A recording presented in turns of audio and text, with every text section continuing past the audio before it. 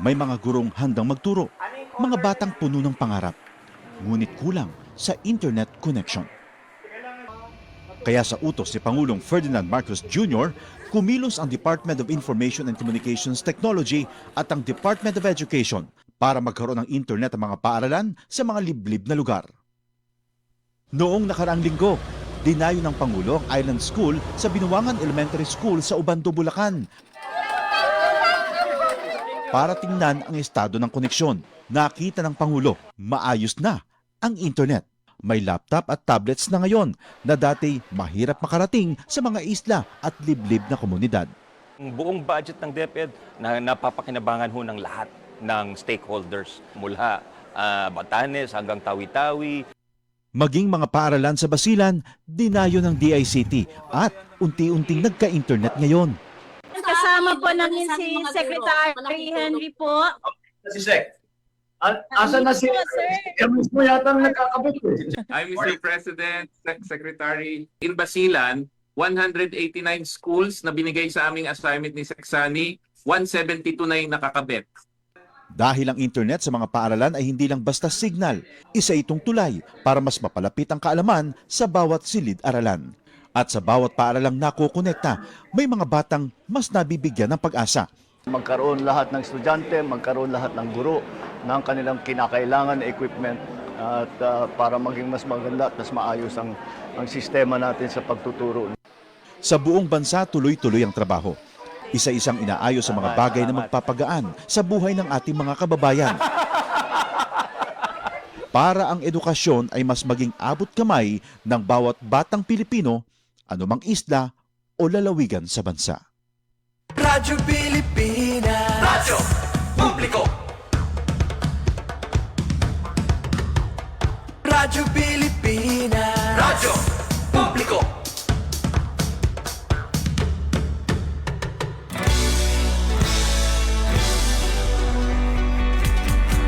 Mahalagang mga balita, napapanahong impormasyon.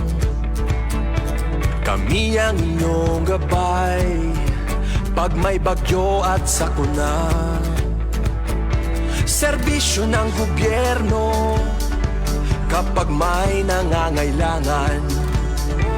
Mga proyekto ng Pangulo, damang-dama ang pagmamahal niya. Tulay ng mga hinaing, ang problema ng bayan ating lulutasin. Tulay sa himpapawid, tulay ng pagbabago. Radyo Pilipinas, Radyo Publiko, ng bagong Pilipinas. Radyo Publiko, Radyo Pilipinas, Radyo Publiko, ng bagong Pilipino. Mga proyekto ng Pangulo, damang-dama ang pagmamahal niya. Radyo Pilipinas, Radyo Publiko, ang boses ng Pangulo.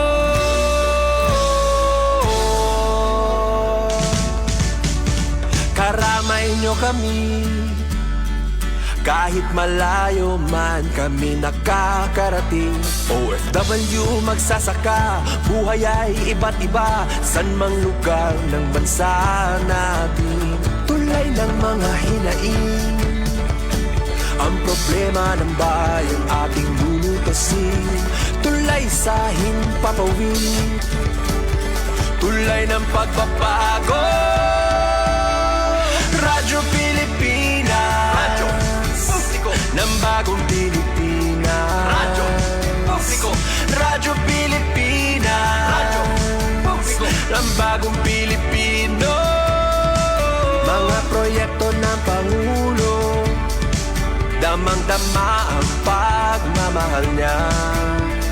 Radyo Pilipinas, Radyo Publiko, ang boses ng Pangulo. Radyo Publiko, Radyo Pilipinas, Radyo Publiko, Radyo Pilipinas.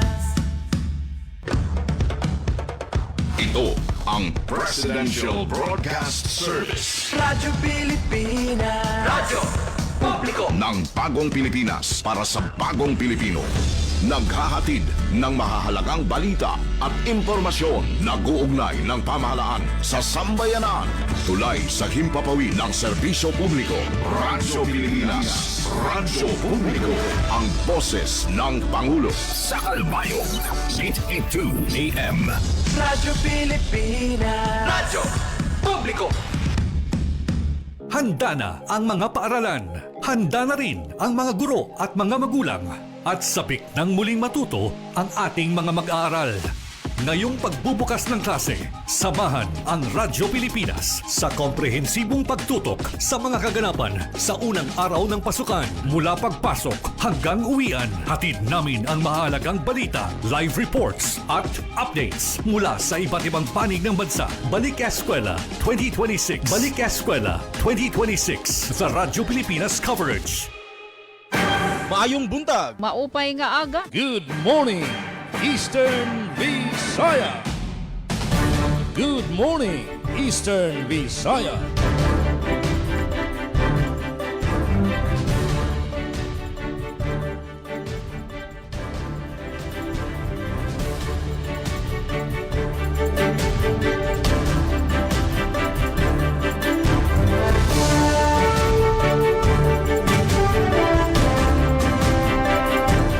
Aton oras, 5 minutos sa naglabay sa alas 8. Maupay nga aga, maadjong buntag Eastern Visayas, adi naliwat kita sa aton paborito nga programa Good Morning Eastern Visayas. Ngan mga kaupod naliwat kami niyo sa sulod sa usa ka semana. Di kang alas 8 hangtod alas 9 san aga para san pagpadangat san mga presko, mga labas nga balita sa bugos nga rehiyon Eastern Visayas. Sa ngaran sa naton acting station manager Hinaro Navilon, ako ang mananagbalay yan ang adlaw sa Lunes, Suzette Pretencio. Ngan kaupod naton dide sa Master Control si Raizano Barandino. Once again, mapay nga aga.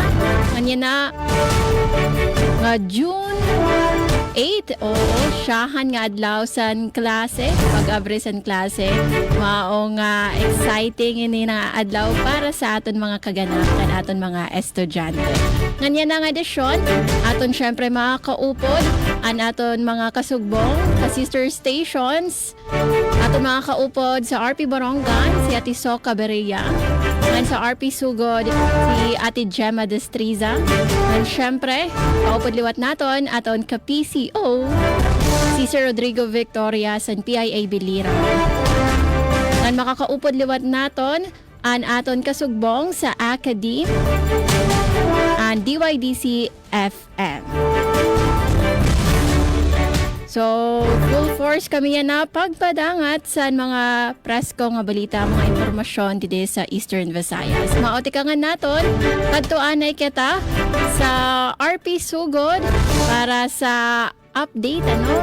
Labi na kay siyahan nga adlaw sa klase. Kamustahan kamutangan sa niyo panahon dida Ate Gemma Destriza. Nga mapay nga aga sa bugos nga parsa sa RP Sugod sa pagpamuno ni Sir Dindo Alaraz. Good morning, Eastern Visayas. Yes, thank you Ms. Suzette Pretencio, ang atong host karon si Banahan no sa atong Good Morning Evie. Good morning kang Sir Rod Victoria. Good morning kang Miss Sok Abria og sa VSU DYDC FM kisa pa may tao na to diha karon be si Gloria or si Mikay Gungora. So good morning all over the world sa tanan nga nag-monitor nato karon sa atong tulumanon Good Morning Eastern Visayas og yun man sa atong mga naminaw dinhi sa atong lokalidad. Okay, sa kahimtang sa atong panahon, makatagamtam na punta karon sa makagahapon sa kainit jud, init jud gahapon no. Nipakita na ang bidlisyo ni Mr. Sun and we are hoping mag-uwan-uwan na unta punta. Bisan gamay lang bisbis atong kawanangan no. And sa ato sab nga supply sa kuryente kagabi, why advice kalit lang mga 30 minutes jud siguro to nag-brown out no nakasinati ha. Yung GCPO, nagpasabot o gahapon daan? Ikaw rin, si Ruel Texan, pero ang mga katawhan, ubang consumers, wa pahibawa, only si Ruel Bugnos, mga higala, no? It's 30 minutes, jud siguro to, no? Nga nag-brown out, pero nibalik na po ang supply sa kuryente. Ang ato laman karon diri, ang ahong nasinati gajud personally, ang kahinay sa supply sa tubig, no? Tungod kay affected ni ining huwaw. Pero, og mag-uwan na gani pod ni, og sobra na pog uwan, apektado gihapon ta kay pag-anod man ng mga kuan, mga tubo. So, kana lang untang katamtaman, no? Matong pangadyoon ni ampo sa Ginoo. Pero okay lang og hinay basta naalamang murag kusog-kusog pa kunog ihi sa bata. Okay, so sa tong peace and order situation, mipakatap karon og 700 ka mga kapulisan diri sa Southern Leyte ang atong PNP aron mag-assist sa ato nga mga eskwelahan. Sa ingon ana mga higala, no, ingon ana ka ang assistance nga gihatag sa atong PNP para sa pagbukas sa klase karon. And nagkagamay, nagkahilis na ang mga mi-enroll diri sang mga kabataan sa atong DepEd Southern Leyte. Sa tuwasayra ng detalye karon ni Miss Dalia Orit Atuil niini. Og kalabot pod sa mga sa atong again ang atong overall situation, ang atong lalawigan hapsay og linaw. So sa atong mga nanagunang palihog isira Dongwel kay kusog og sa atong mga nanulang mga kalambuan dinhi sa atong lokalidad, dinhi sa atong lalawigan. By the way, atong katugbang diri sa Master Control si Noel Palugod og ang pasalamat ta sa abdik nato nga support sa admin si Miss Rosemary Mikate, sila si Junjun Amora ug si Goy Paul sa pagpanguna sa atong station manager Dudens Alaras. Og sa atong mga nanulang mga kalambuan for today, mga higala, ihap sa mga batang nagpa-enroll sa Southern Leyte, nagkagamay na, sumala pa sa DepEd. Samtang usa ka taong gipangita sa balaod sa buntok na sakpan sa kapulisan. Job Fair 2026 ipahigayon sa Sogod karong Hunyo 12 para ni sa founding anniversary, 173rd founding anniversary sa lungsod sa Sogod. Og Southern Leyte andam na sa pagsugod sa klase karong adlaw, og dunay 25 ka parisan dungan nga gikasal sa anahawan o kabatanunan sa inunangan gipaubo sa symposium kawahin sa teenage pregnancy. Kini og uban pa masayran sa pagpadadyon dinhi sa atong pag-uman sa atong tulumanon. Good morning, Eastern Visayas! Yes, do mga salamat Ate Gemma sa mga pauna nga impormasyon dida sa Sugod sa Southern Leyte. And from Sugod, mabiyahe naman kita pakadto sa Eastern Samar. Mapay nga aga, Ate Soca Baria, ang sa bugos nga para sa San RP Barangay sa pagpamuno ni Ma'am Ruth Rivera Abunda. Good morning, Eastern Visayas! Good morning, Eastern Visayas! Yes, damo nga salamat ka RP Seth Pretensyo. Yes, sugad dito kanda Ma'am Gemma, Sugod Southern Leyte. O diha mamdaman pinaninindigan ni tawag amon nga the City of Golden Sunrise.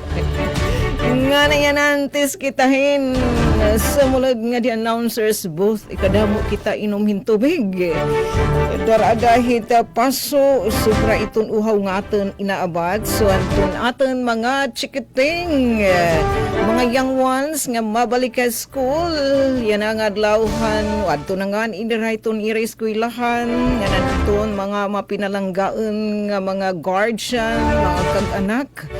Ingat-ingat kita, keep hydrated. Bisan kon ang pag-asa ira na temporaryo nga ginsuspenso aton ira pag-aabiso aton pag-aanunsyo adton mga pagtaga-het index dara daw good nga ira naman igindeklarar adi ting uwan na sana pero sa pa ni Ma'am Gemma sana diri naman ura-ura moderate la daman pero diniham dani pagad kami umuran sugad kakilop so thank you weather nga diri naman hiya ura-ura Yan lait hinag kikikilat nagdadalugdug ini uran ita mga arum. Inawangaran po ito naman na Sam kan Tita Ruth, Ate Ruth Rivera Abunda nga nagmamayuham kan Chapter Cudes kan admin Kuya Buboy Rubin nga natin din mga super taking engineers nga kapartner yan na mga young ones pa. Rambut nga how taking adain hira yung Kuya Mark and Kuya Alcuin Baldonido. Pagtaga si Orden, big check. Thanks much. Nandi ha borongan po niya, pero may da kakilip na hitabo nga shooting incident. Hindi naman nabungtuhan na may dulong pero aksyon agad dato natin mga otoridad.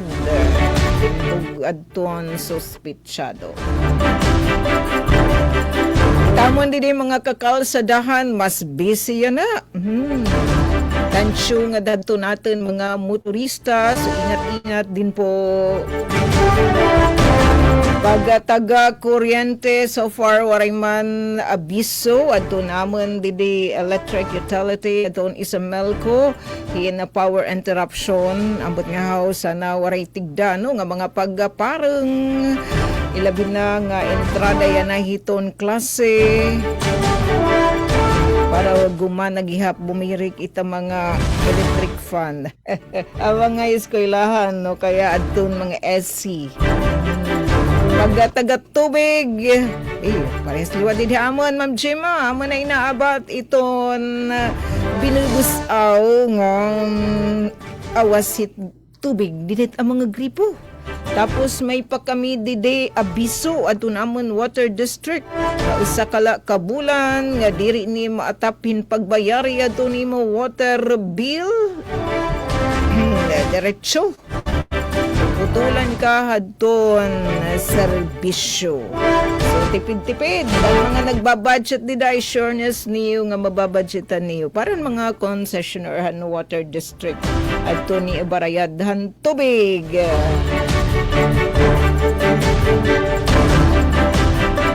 So far, ang kakabisihan din amon adton pangandaman hadton kaandam adton napon Borongan City Schools Division sugad man adton Eastern Summer Division itya na nga entrada hiton klase siring pangani adton namon City Schools Division Superintendent Dr. Gorgonio Diaz sana diri ilahiya talwas tuhay kundi inspiring liwat.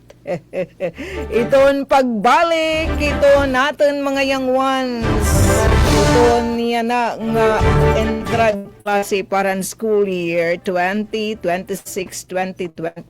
Nga na adi na adton yay. Ato na fucking great anat mga kauban nagdadagmate nagdadali yes para nga dan natin mga ka-RP nadakan da Ma'am Gemma nida naman na sugod Southern Leyte syempre natin host yan na natin mga kauban mga kaupod Radyo Pilipinas Radyo Publiko Calbayog yes natin daman mga ka-PCO nga dakan da Sir Rod Victoria ginmamayo daman inihira ni RD Rion Arento ngan sugod man kanda Sir Claudie Kayunda mustayu kan Mikay aton DYDC FM Sigianan ito natin liwat igindadasig ng Universidad na Eastern Visayas aton Visayas State University nga na din na mo na isi-share aton patikim ng mga balita nga nahikihan natin mga resgaduhan mga kugyan nga mga kauban iton production team iton yung Radyo DYS, Radyo Pilipinas, Radyo Publiko, Borongan, DP Eastern Samar, 100% ready. Ready na parahan pag-abrihan klase yan ang adlaw, 3-term school calendar, ipapatuman samtang positiban baton ng Cebu Pacific haginuundo nga direkta giwan Manila flight diped Borongan City nagdumarin o plan balik eskwela interagency interagency convergence meeting para ituwa italwas nga pag-abrehit klase. Anata dito maupay nga Panlawas Municipal Wide Free Anti-Rabies Vaccination malang puson nagimbuhat abungtan San Julian. Mga good morning Eastern Visayas ang tabayanian katukiban na nasabi nga mga balita di dayton second half iton good morning Eastern Visayas. Good morning, Eastern Visayas.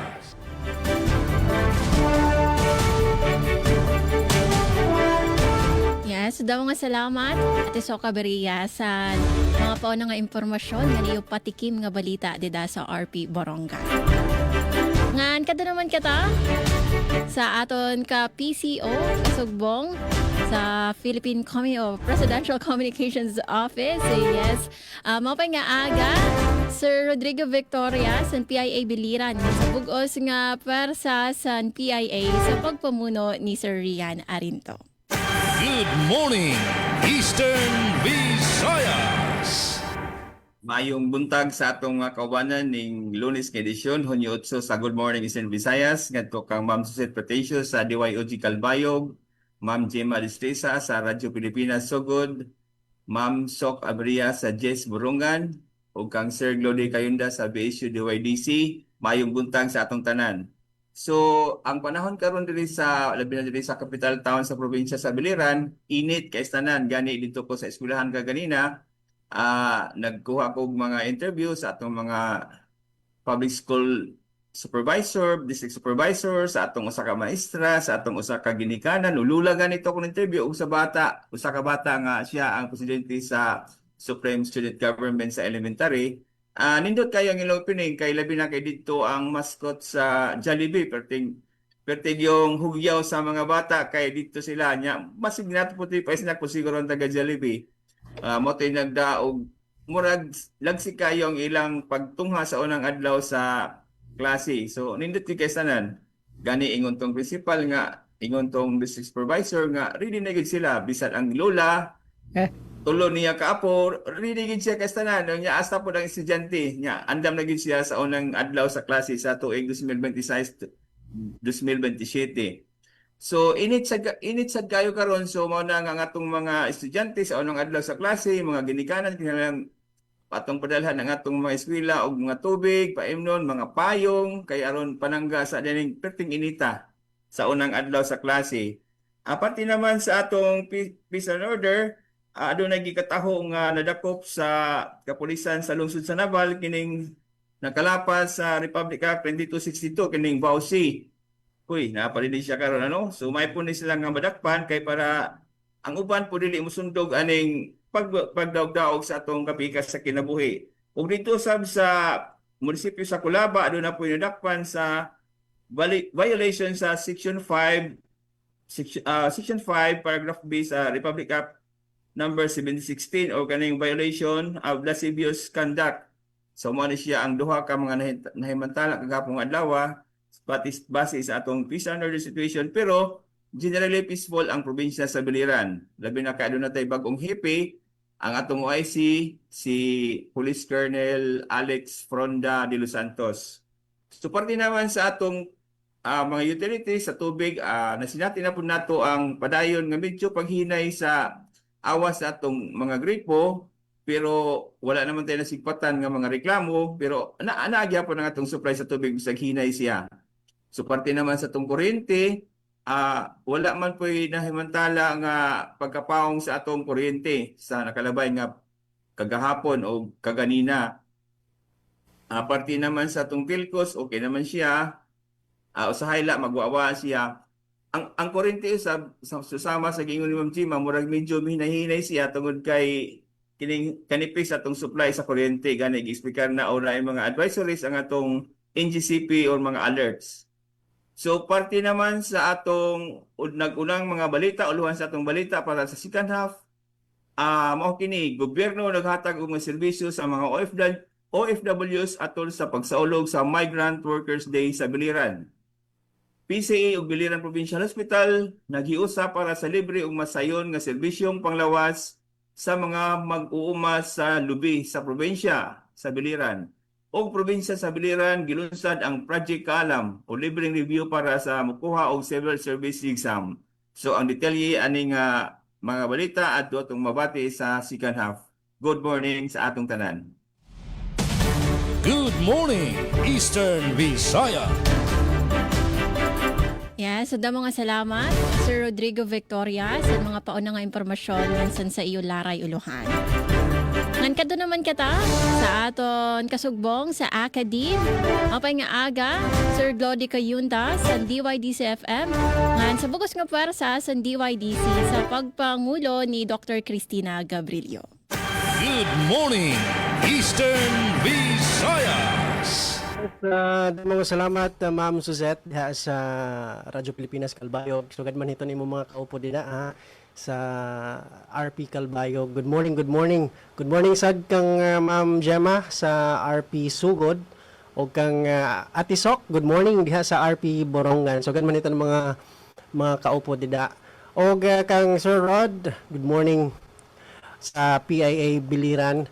O sa mga nakantabay karon sa atong mga tagsa-tagsa ka mga Facebook account sa atong live, no? Good morning sa atong mga suking tigpaminaw gikan sa Luzon, Visayas ug Mindanao. Sa ngalan sa mong station manager nga si Dr. Cristina Gabrilio, radio engineer Sean Villa Gonzalo, kini si Glody Kayunda. Og para sa update diri sa weather update sa Baybay City, sumala sa pinakabagong weather forecast ang Baybay City makasinati og mainit ug medyo madagumon nga panahon karong adlaw. Nindot jud ang kabuntagon karon kay nagpakita ang adlaw diri sa dakbayan sa Baybay. So, ang temperatura nga moabot hangtod 31 degrees Celsius. Adunay posibilidad sa mga pag-ulan og thunderstorms ilabi na sa hapon og gabi. Gipahimangnuan ang tanan nga magdala og payong o raincoat ug magmatngon sa posibleng kusog nga ulan og kilat. Padayon usab nga bantayan ang mga opisyal nga weather advisories alang sa dugang nga mga update. So magamping ta mga higala og update sa pagtaga-kuryente. So karong orasa sa pag-check nga to diri sa Facebook page sa Leyte Electric Cooperative 4, no? Walay gipagawas nga advisory sa power interruption advisory gikan sa LIGECA ug NGCP. Bisan pa niini nagpadayon ang gihapon ang rotational brownout diri sa dakbayan sa Baybay sa pipila ka mga lugar. Giagat ang tanan nga magpadayon sa pagmonitor sa mga opisyal nga pahibalo gikan sa LIGECA ug NGCP alang pinakabagong update mahitungod sa kahimtang sa supply sa kuryente. Og update sa peace and order, nagpahigayon ang mga personahe sa Baybay City Police Station ubos sa pagpanguna ni Police Lieutenant Colonel Dexter V. Idilio, Chief of Police. Nagpahigayon sila og symposium on kabataan kontra krimen, droga at terorismo kon KK-DAT sa Barangay Gabas. Gitambungan kini sa mga kabatanunan sa barangay, mga miyembro sa Barangay Council ug sangguniang kabataan. Tumong ini mga higala sa maong kalihukan ng pagbalambo sa kahibalo ug partisipasyon sa kabatanunan sa pagpugong sa krimen, illegal nga droga ug terorismo. Gipasiug daw usab niini ang responsableng pagdesisyon, aktibong pag-apil sa komunidad ug pagpaligon sa panag-uban tali sa PNP ug sektor sa kabatanunan alang sa malinawon ug drug-free nga komunidad. Og mao katong update diri sa dakbayan sa Baybay galang sa mga balitang nahikay. VSU researchers naglatid og dalan alang sa pagpalambo sa agritourism sa Baybay City. Baybay City LTO mihun sa weekly free TDC sugod sa ikatulong semana sa Hunyo. At ang iyang mga detalye ni ining mga balita pagkahuman or sa ikaduhang bahin ng atong tulumano ng Good Morning Eastern Visayas. Balik didahain mo, Ma'am Suzette. Good morning, Eastern Visayas. Yes, damo nga salamat Sir Glody Kayunda para sa mga paunang impormasyon matikang tada sa DYDC FM. Ngan para naman dito sa Kalbayog sa amon panahon didi maupagihapon amon panahon nasirak si Mr. Sun mao nga mapaso-paso kabi didi na sa Kalbayog. Amon temperatura, we are currently at 31 degrees Celsius but it feels like 38 degrees Celsius. Mao nga mapasugod iniin pag-abri nga ni san klase mawaton mga estudyante inawaton ta may dara nga mga payong kalo nga mga paypayo ito nga mga rechargeable nga mga fans para maging komportable san pag-aramo. Ngan para naman san aton update sa kuryente. So kakulop Sir Rod at Gemma ngan Ate Sok ngan Sir Glody nag-brown out may ada san blackout power outage dito sa Kalbayog mahitungod san mga serye san mga activities san sa Malco 1 ngan san sa NGCP gihapon pag-upay san mga linya. So dito sa amon sa Dagum so sabot namon in mag-whole day pero good news kay half day laan pag brown out. So mao diri gihapon grabe nga kapaso and medyo nagturo-tarahiti man gihapon pagkakulop kakulop nga adlaw. So sa pagtayanaan sa Melco 1 inwaray sirasan panibag-o nga abiso san pagkaparong san kuryente o power interruption. Para naman sa aton taga-tubig, magpahinumdum lang naton ngayon ang tiarabot nga Miyerkules hangtod Huwebes, June 10 to June 11, 2026 maapektuhan ang entire service area sa Kalbayog Water Company Incorporated. Mao posible nga maluya ang abid sa tubig o wara nga ni abid sa tubig naton mga gripo mahitungod sa pagdudumaraon nera nga maintenance and improvement activities durante sa nga period June 10 to June 11. So ang activities mao ang 500 mm valve insertion dito sa Panlayahan Water Treatment Plant, Panlayahan Water Treatment Plant Rapid Sand Chamber and Kabatuan Intake Station Sump pump distilling o desilting. So, mao ito ang rason nga in posible nga waray o diri nga ni maluyan abid sa tubig sa naton gripo nga June 10 to June 11. O yan na pala maginahinay na kita pag sarok sa tubig para pagka sana nga adlaw may ada kita magagamit o hindi rin naton kikinahanglanon anda mga perfume para sa aton masigurado nga mahamot kita So anyway, chaton aton mga pauna nga update kandi sa Kalbayog amon nalat na feel and medyo pagka-traffic sa aton mga primera nga kalsada tungod nga ni nga nagbalik eskwela na. All right, para naman sa mga nahikay nga balita, adin naton mga laray uluhan. Farmer beneficiary sa Kalbayog, beneficiaryo sa tupad payout. Mga proyekto nga pamana sa Samar, igpapatuman pinaagi sa pagpermasan MOA. Samtang Barangay Health Board sa Gandara gin-activate para sa mas maupay nga serbisyo panlawas. Ngan local infrastructure learning hub igtutukod sa Northern Samar para sa mas marig-on nga infrastruktura. Ayaw ka mo pagparong sa niyong mga radyo ngan pagbaya sa aton live stream sa Facebook at Radyo Pilipinas Kalbayog ngan aton mga Facebook san aton kasugbong sa sister stations naton RP Barongan ngan RP Southern RP Sugod. Mabalik kita sa aton programa pagkatapos lasan pipera nga mga pahinumdum. Ito ang Presidential Broadcast Service. Radyo Pilipinas. Radyo Publiko ng Bagong Pilipinas para sa Bagong Pilipino. Naghahatid ng mahahalagang balita at impormasyon na guugnay ng pamahalaan sa sambayanan. Tulay sa himpapawid ng serbisyo publiko. Radyo Pilipinas. Radyo Publiko. Ang boses ng Pangulo. Sa Kalbayog, 882 AM. Radyo Pilipinas. Radyo Publiko.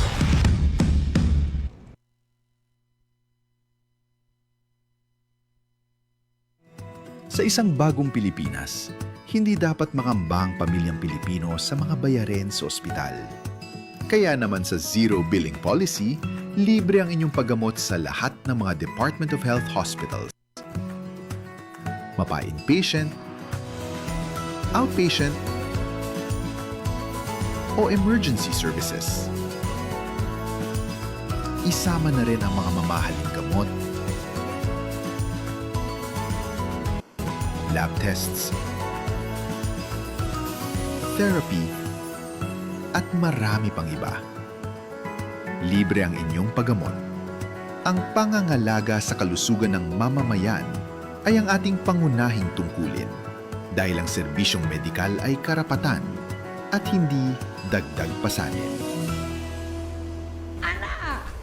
Bukasan man ba ang mga ilaw? Piyesta ba ngayon? Ang ventilador, patayin pag walang tao, ha? Hugutin yan pag walang nagamit at may konsumo yan na. Anak ba kayo ng mayaman? Sino ba nagpapayad ng kuryente dito, ha? Hugutin ang appliances kapag hindi ginagamit. Pag nagtipid, bawas bill mo. Maging fuel efficient, siguraduhin na walang bagahe na di kinakailangan sa sasakyan. Magmaneho ng wasto at iwasan ang idling. May savings ka na aabot sa 15%. This is a public service announcement from the Department of Energy and this station. Good morning, Eastern Visaya.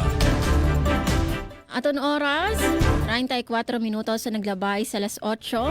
Kadadin na kita sa ikaduha nga paypay sa aton programa Good Morning Eastern Visayas.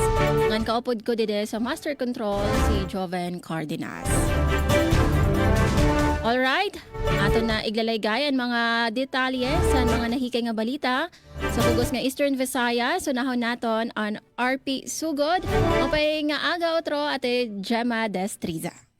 Good morning, Eastern Visayas. Yes, thank you, Ms. Josette. Ug para sa detalye sa atong mga balita diri sa lalawigan sa Southern Leyte, ihap sa mga batang nagpa-enroll sa Southern Leyte nagkagamay sumalapas sa DepEd. Ani ang detalye sa report ni Ms. Dalia Orit Atuir. Radyo Pilipinas, report. Yes, Ms. Dals. Adunay pagkunhod sa gidaghanon sa mga estudyanteng nag-enroll sa mga eskwelahan sa probinsya sa Southern Leyte, sumala sa gipadayag sa Department of Education o DepEd Southern Leyte Division. Atol sa Uplan Balik Eskwela Interagency Task Force kung press conference, si SPAS Lorlene Malbas mingon nga mukabat sa mga 5,000 ang pagkunhod sa enrollment matag school year sa Southern Leyte. Base sa enrollment data sa miaging tuig, adunay kinatibukan 77,591 ka mga estudyante sa elementarya ug sekundarya nga nagpalista sa probinsya. Niini 40,175 ang mga lalaki, samtang 37,415 ang mga babae. Gipakita usab sa datos nga 90% sa mga enrolado nagskwela sa mga pampubliko nga tunghaan, samtang 10% ang gikan sa mga pribadong eskwelahan. Samtang sa kasamtangan, adunay kinatibukan nga 4,796 ka mga workforce ang DepEd Southern Leyte Division, diin 3,975 niini mga magtutudlo nga nagserbisyo sa mga eskwelahan sa tibuok probinsya.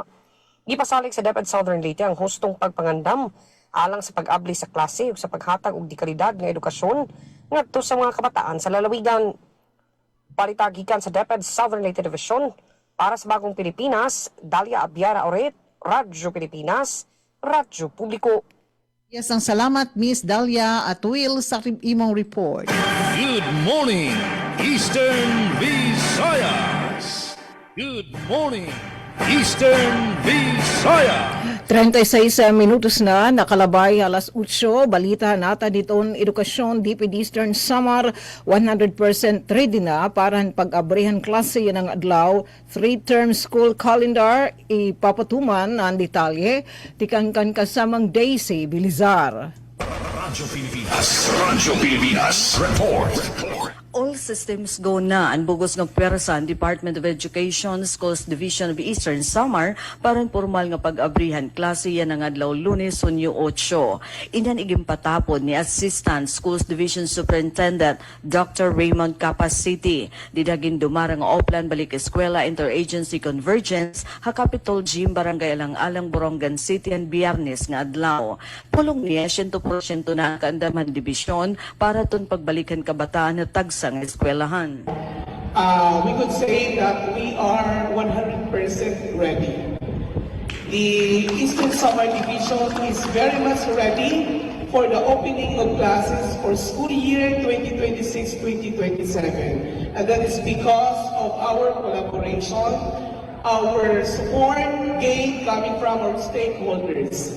Of course, that will not gonna happen without the instructional leaders that we have.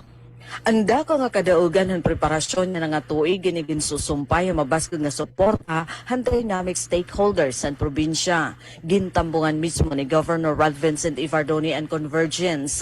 Kaupod ang mga tinaglawas di kang magkaiba-iba nga ahensya ng gobyerno nga hinlalakipan ng Department of Information and Communications Technology, Department of Labor and Employment, Department of Trade and Industry, Department of Social Welfare and Development, Philippine Statistics Authority, PhilHealth, Department of the Interior and Local Government, Provincial Social Welfare and Development Office, Philippine National Police, Philippine Army, Bureau of Fire Protection, Department of Science and Technology, Eastern Samar Electric Cooperative, Philippine Information Agency ng Radyo Pilipinas, Borongan. Hirang at tanan inyong pahayag hinuloos nga commitment kan suporta agud siguro ang talawas hapsay nga maray makakaulang nga pag-abrihan klase ang mga estudyante. Gindayaw gihapon ni Dr. Capacity and Dedikasyon han SDO instructional leaders, mga supervisor, mga school head, nga nanbugos nga internal management team, labi na ang School Governance and Operations Division ngan Curriculum Implementation Division. Tungodan ira proactive ng mga estratehiya nga nagbungahin temprano ngan planchado nga preparasyon. Usapato naging tampok din ang pag-abrihan klase, aman gin pabaskog nga 5-day brigada eskwela. Dahagan pasalamat sa Department of Education, sa Department of Labor and Employment, hapag-deploy hin sobra 1,000 nga mga tupad workers. Ano sabi nga mga trabahante aman gin-assign na 21 nga mga eskwelahan ng division hasulod din na pulo kaadlaw para masiguro ang malinis, maayos, protektado nga conducive para pag-iram ang nga tanan nga pasilidad ng Departamento ng Edukasyon. Samtang kasumpay naman na pagpilot ng pag-implementaran bago nga 3-term school calendar yan nga school year, naghatagin patapo ni Dr. Capacity ang mga kaganakan mga estudyante nga waray angay ikabaraka bahin hini. Ginklaro niya nga ini nga makasaysay nga pagbago sa sistema panutduan in maupay ang pagkadesinyo ngan ginadmanhin maupay aspeto han kalidad.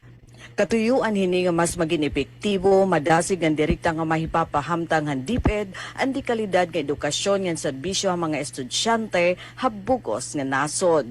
Para habagong Pilipinas, Daisy Lalosa Bilizar, Radyo Pilipinas, Radyo Publiko, Boronga. Mga salamat kasamang Daisy Bilizar. Good morning, Eastern Visayas. Yes, Sir Rod? Sa atong balita, gobyerno naghatag og mga serbisyo sa mga OFWs atol sa pagsaulog sa Migrant Workers Day sa probinsya sa Biliran. Karon ang katukiban sa atong balita. Nagpadayon ang administrasyon ni Presidente Ferdinand R. Marcos Jr.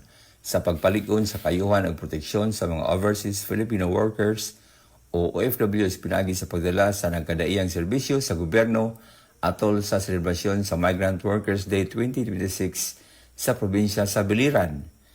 Gipahigayon ang kalihukan sa Provincial Civic Center sa Naval.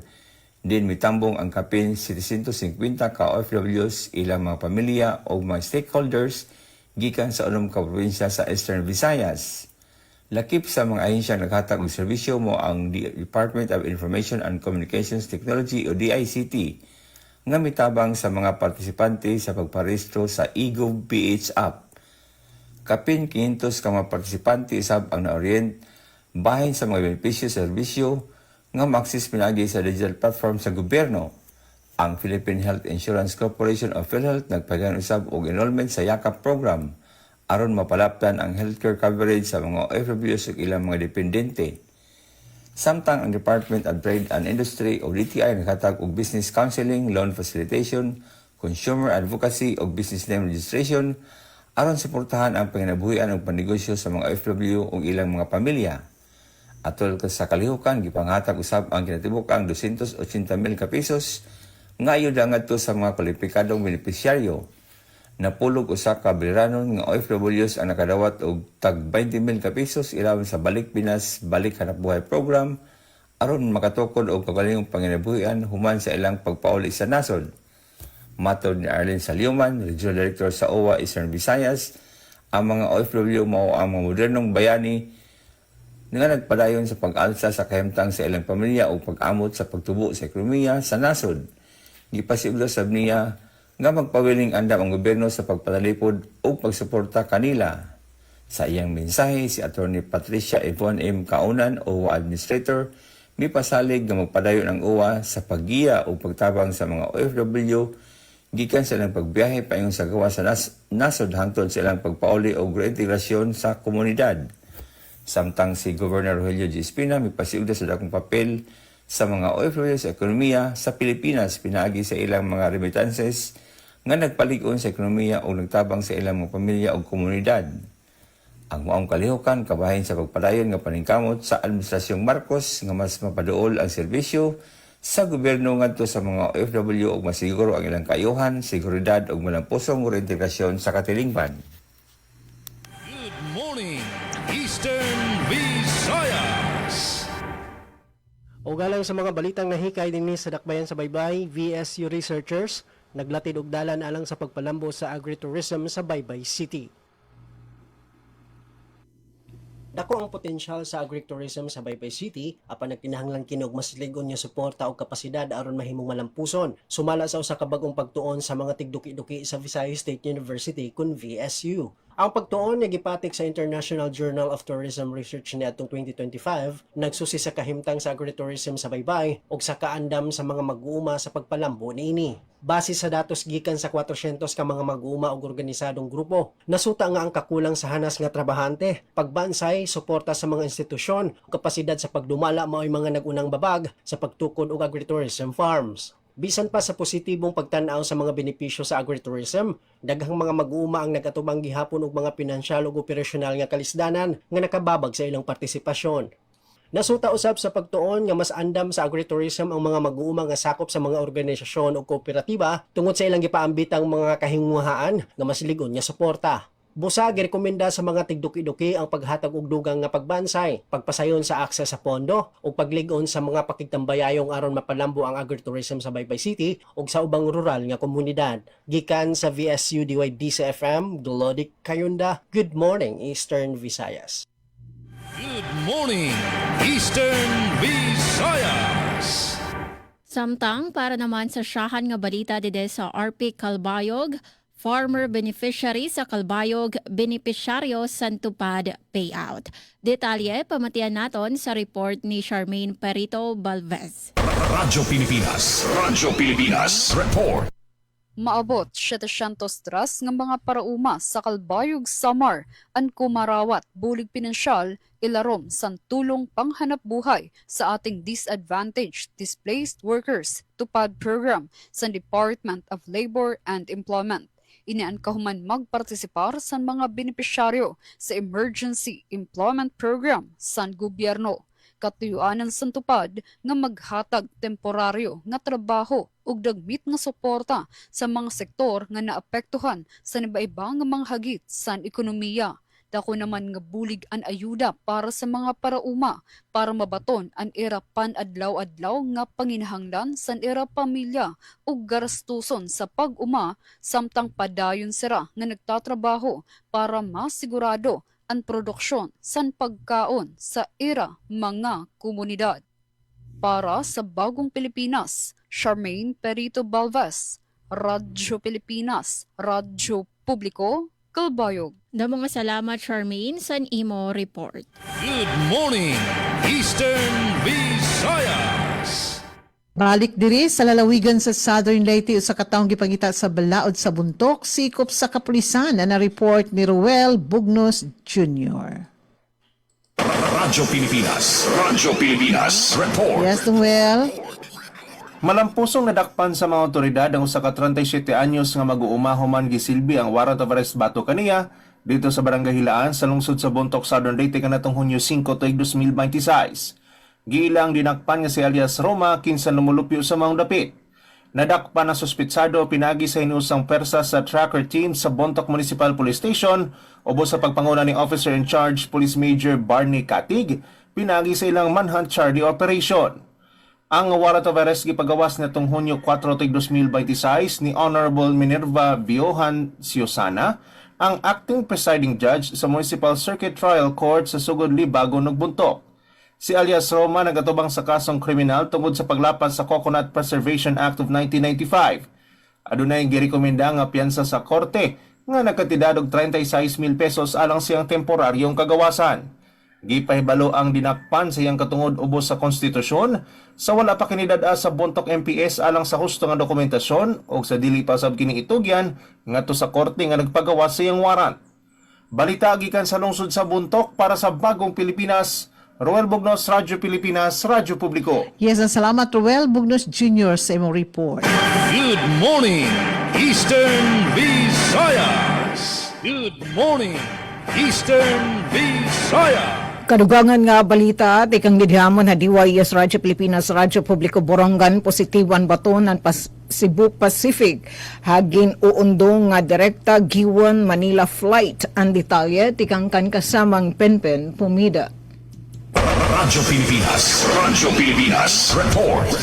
Nagpahayagin positibo nga baton ang Cebu Pacific kay ginuundo nga magkamayada direkta nga flight tikang giwan ngadto Manila ngan pabalik sumalakan Eastern Samar Representative Congressman Christopher Shin Gonzales. Ginhibo ini durante ang hearing han Committee on Legislative Franchises hakatapusan nga adlawhan first regular session han 20th Congress may kalabutan na pag-renew han 50 anyos nga prangkisa han Cebu Pacific. Sugod niya miyembro han komite iginundong ni Gonzales ang pag-abrihan direkta nga ruta han giwan Manila giwan ngadto mga opisyal han airline base maparig-on ang turismo ngan mapauswag ang ekonomiya han Eastern Samar.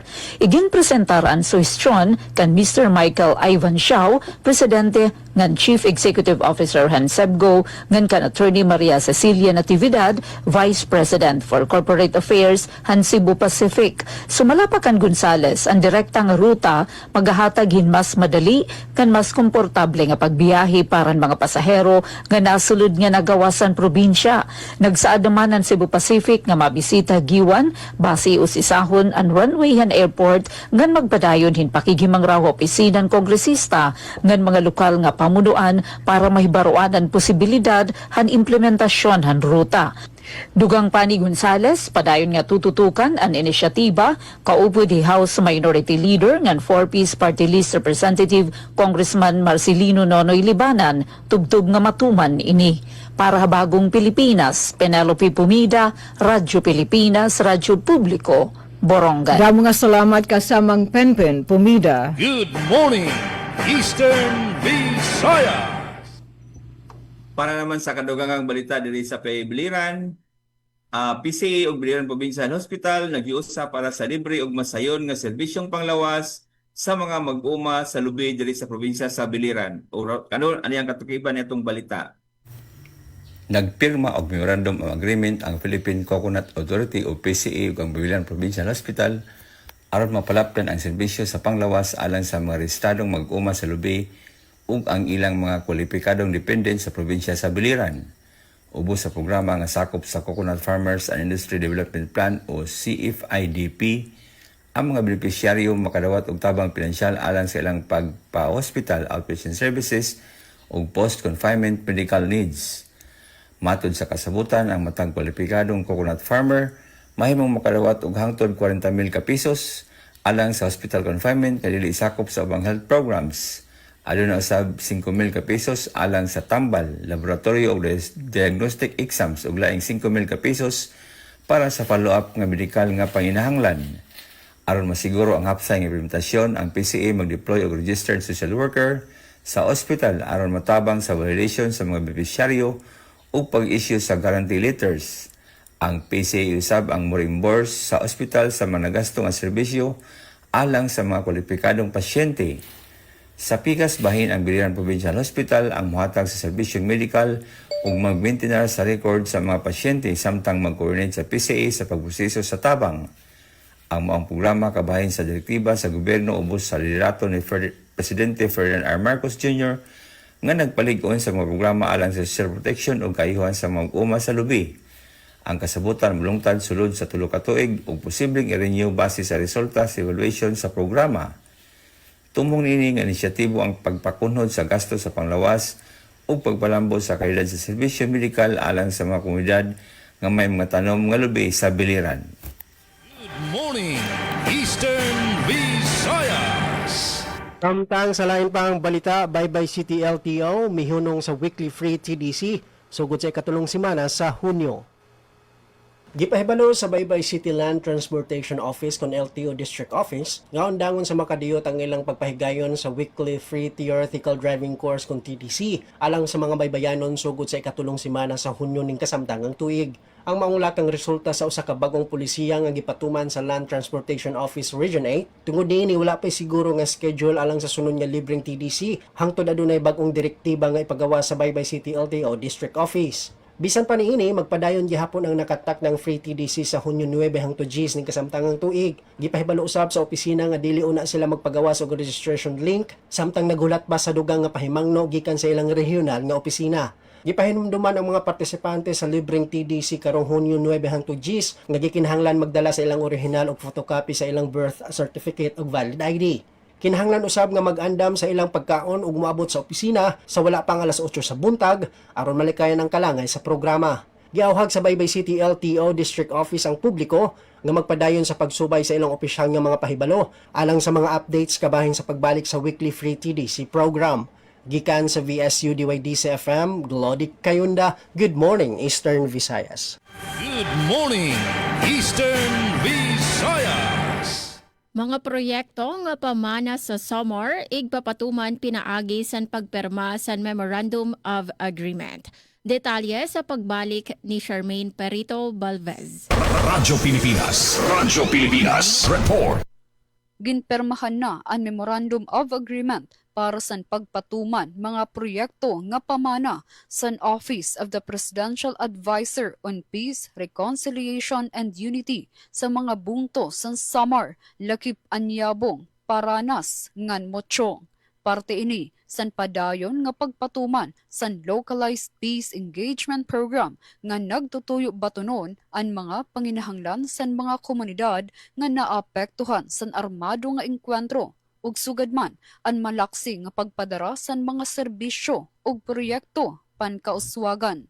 Ginlalauman nga makakabulig ang mga programa nga pamana sa pagpapakusog san panginabuhian, infrastruktura ug sustainable nga kahimyangan sa mga benepisyaryo nga komunidad sa Samar.